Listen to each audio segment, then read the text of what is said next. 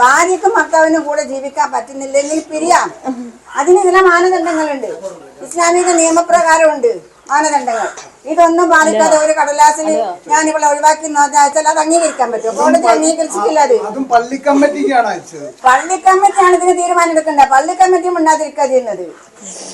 ഒരു പെൺകുട്ടി, ഒരു ചെറുപ്പക്കാരി പെൺകുട്ടി എന്ത് കുഴപ്പമില്ല, ഇവർക്ക് താല്പര്യമില്ലാഞ്ഞിട്ട് അവളുടെ കൂടെ കോടതി ഇപ്പോഴും കോടതിയുടെ കാഴ്ചപ്പാടിൽ ഇവളിപ്പോഴും ഭാര്യയാണ്. ഈ തലാഖ് അംഗീകരിച്ചിട്ടില്ല.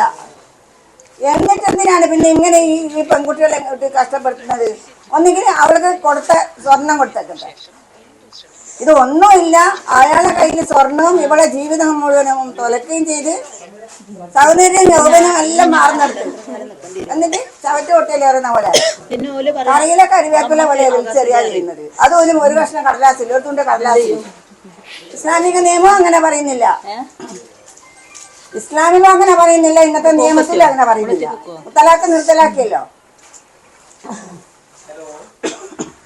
മുത്തലാഖ് നിയമം ഇല്ലാത്തതിന് വേറൊരു നിയമം അവിടെ ഉണ്ടാക്കുന്നത്. ഇവരിവിടെ തന്നെ ഇരിക്കും. ഈ വീട് അവർക്ക് അവകാശപ്പെട്ടതാണ്. അയാളുടെ രക്തത്തിന്റെ മകനാണ് ഇവിടെ ഉള്ളത്.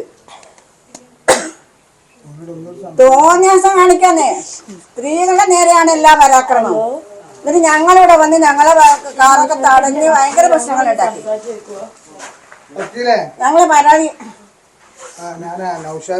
സാമൂഹ്യ പ്രവർത്തകനാണ്. പിന്നെ സുഹൃത്താത്തയുണ്ട് കൂടെ. ഇതൊക്കെ അംഗീകരിക്കാൻ പറ്റുന്ന കാര്യമുണ്ട്. ഓക്കെ, ചെറിയ പെൺകുട്ടിയല്ലേ, അതിനെയാണ് ഈ തെരുവിലേറ്റിരിക്കുന്നത്. അതാണ് ഇസ്ലാമിക മാർഗം. നിങ്ങൾ നോക്കിയോ?